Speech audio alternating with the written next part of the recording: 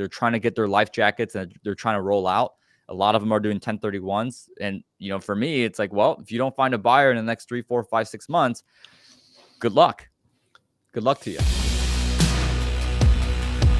What I will say I'm seeing with all the deals and the sellers and the people that I'm talking with that are actually in the market is there's an interesting discrepancy right now in the real estate market where sellers want to do 1031 because they want to obviously keep as much of the money that they is rightfully theirs, right? Especially after the market's gone up so much.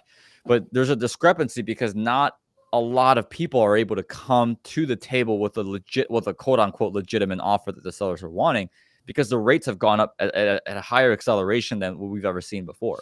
So I'm actually dealing with this now where the sellers' asking prices are still reflective of 2 years ago, a year ago even, and nobody's able to make an offer because the bank is giving them 7.25%, 8% in some cases, 9% in some cases.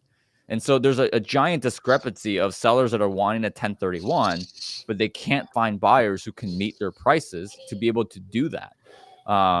And so we'll see what happens. I personally think that prices in the multifamily market and the commercial real estate market will fall.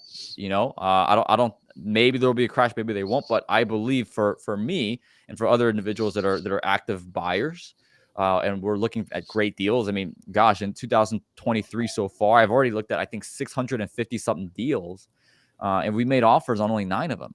And not only that, but the offers that we made, it's like, hey, look, like it's take it or leave it. Like we can't do anything else and still keep the standards that we have for our limited partners. So again, it'll be really interesting to see. I think there will be much better buying opportunities about 6 months from now, especially for me and a lot of other people. But anyways, sorry, lightning round. No, it's great. I actually could agree with you more. And I'm glad you brought that up. We call this the negative arbitrage, right? A year and a half ago, 2 years ago, you could borrow at less of a rate than a cap rate, right? So let's say your cap was 5.5, 4.5, 5.5, 6, depending on what you're buying.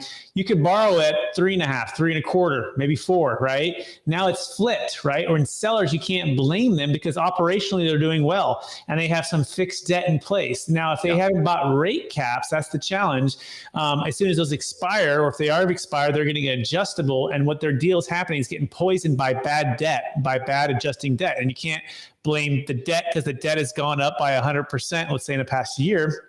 So it's stagflation in what's happening for sellers who have good debt in place and good operations, and buyers who don't who can't make sense of the negative arbitrage. And so this is exactly why you want a backup plan and alternative for a 1031 to get the one thing back that's the most important thing, I believe, to ensuring financial peace, which is their time horizon. If you have the ability to invest when it makes sense for you, without having to take on debt that doesn't make sense for you, into assets that make sense for you, given you if you want to be passive or active, that's what creates an effective capital gains tax exit plan. It's that freedom and flexibility to be an entrepreneur, to be passive or active, and to diversify and not have to take on debt. The 1031 is not your friend when you're taking on too much debt. You don't have enough liquidity. You don't have enough diversification. And you're overpaying for the property, right?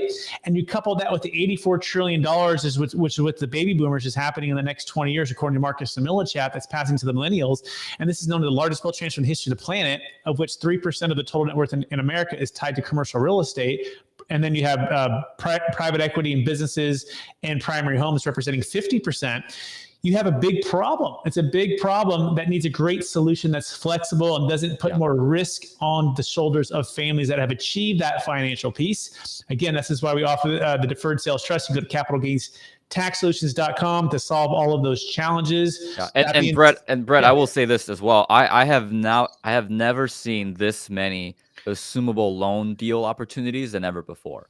I mean, there's so many sellers. I'd say probably maybe 4 out of 10 sellers that I'm communicating with have a loan that's coming due within the next 9 to 18 months.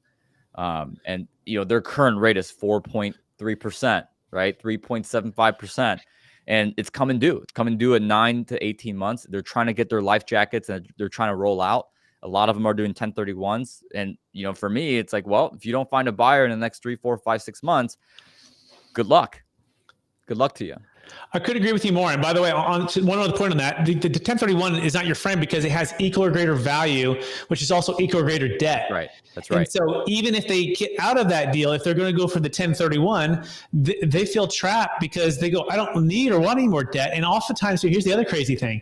They might have put a deal under contract and bought it for, let's say, $3 million. Now it's worth $8 million. Right. And they might even done a cash out refi, and everyone's giving high fives because cash out refis are tax free. And all of a sudden the debt starts to go bad, right? Or it starts to adjust. And now you find yourself under a rock and a hard place because you took on so much debt that if you do not trade that or do like a deferred sales trust, and then you're going to be hammered with, if it's debt over basis, it's ordinary income tax, which is the worst.